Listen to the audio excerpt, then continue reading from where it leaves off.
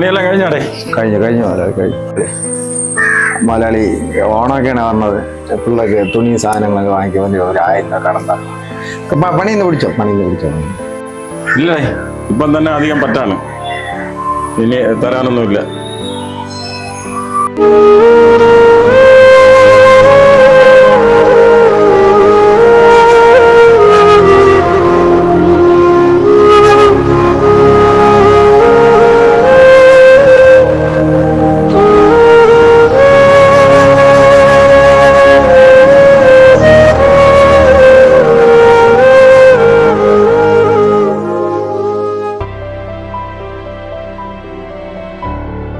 അച്ഛാ, നമ്മളമ്മ മരിച്ചിട്ട് ഇത്രയും വർഷമായില്ലേ? നമ്മൾ ഓണം ആഘോഷിച്ചിട്ട് കുറെ വർഷമായില്ലേ? അച്ഛന് കുറച്ച് പൈസ കൊടുത്തുകൂടായിരുന്നോ? അതൊക്കെ എനിക്കറിയാം മകളെ, അവൻ്റെ കൊടുത്താൽ ശരിയാവില്ല. നമുക്ക് ആവശ്യമുള്ള സാധനം നമുക്ക് വാങ്ങിക്കൊടുക്കും.